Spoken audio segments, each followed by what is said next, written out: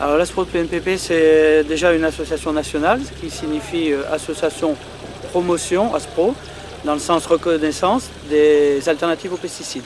Alors PNPP, ce sont les préparations naturelles peu préoccupantes. Ça peut être à base d'ortie, ça peut être à base de plantes, mais ça peut être aussi de l'argile, ça peut être du vinaigre, il faut acidifier l'eau. Quand on traite, ça peut être du petit lait, il y en a qui l'utilisent par rapport à l'oïdium. Donc c'est des choses très basiques finalement, pas compliquées. Ce sont des préparations qu'on peut produire à la ferme ou dans le jardin ou dans la ville, pour les collectivités locales.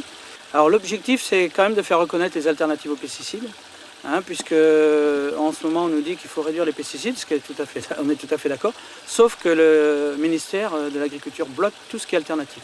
C'est-à-dire que le purin d'ortie aujourd'hui, le vrai purin d'ortie est toujours interdit. C'est qu'en donnant une fausse recette, il dévalorise complètement le produit, tout le monde va dire c'est nul, ça marche pas, et c'est le meilleur moyen de dire ça marche pas quand on dévalorise le produit. C'est bien un problème de sens auquel on est opposé aujourd'hui avec la position de la France sur ces produits-là. On a vu encore récemment ce que coûtait la proximité entre un gouvernement et des industriels, on l'a vu sur les produits pharmaceutiques. Et là, on est sur des produits phytopharmaceutiques. On facilite la distribution de ces produits-là, malgré toutes les interrogations légitimes qu'on peut se poser sur la dangerosité de ces produits. Et on va créer des complexifications sans fin sur des produits simples qui sont utilisés depuis des générations et dont on connaît le rôle peu préoccupant. Alors comme il a été dit, c'est aussi une question économique forte. On est aujourd'hui dans un système libéral qui veut écraser tout ce qui est non rentable financièrement, j'allais dire.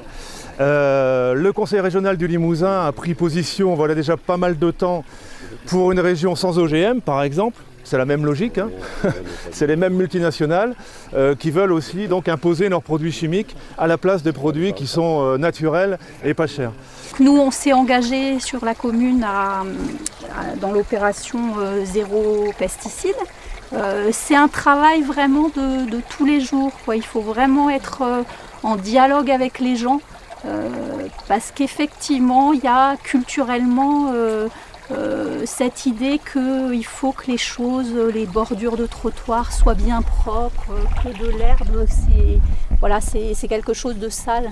Et donc, il faut expliquer, parler avec les gens pour que le regard change. On a déjà des espaces qui sont totalement, préservés de l'utilisation de ces produits dangereux, notamment au niveau des écoles, parce que je pense que les enfants sont les premiers touchés par ce type de produit. En tout cas, ce sont eux qui risquent le plus sur une utilisation prolongée. En tant qu'utilisateur aussi de purin d'ortie, puisque je suis aussi jardinier amateur lors de mes heures, de loisirs. Et c'est vrai que je le fabrique, je l'utilise. Je rappelle que la situation aujourd'hui n'est pas satisfaisante et que l'État doit faire le nécessaire pour simplifier et se mettre au niveau des autres pays européens. Merci. Donc c'est purin d'ortie, mais il faut penser que chez nous, on n'a droit à aucun produit. En Allemagne, c'est 400 produits. Les PNPP, ce n'est pas que des purins, il y a toutes sortes de produits. Donc 400 interdits. Les élus qui participent à ces actions, ce n'est pas la première et comme vous avez entendu, il y en aura d'autres. On leur remet deux petites fioles de purin d'ortie et d'huile de Nîmes. Merci. Et s'ils le veulent, ils signent le registre comme quoi ils sont conscients qu'ils sont receleurs d'un produit interdit. Mais je crois que si effectivement les élus ne s'engagent pas à un moment donné, il manque quelque chose dans la ligne démocratique dans un pays comme le nôtre. Et c'est plutôt bien de le faire.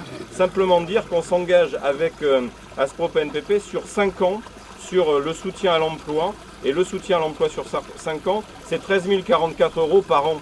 Ce qui veut dire que ce n'est pas quelque chose de symbolique, ce n'est pas quelque chose d'anecdotique, c'est vraiment un engagement très très fort.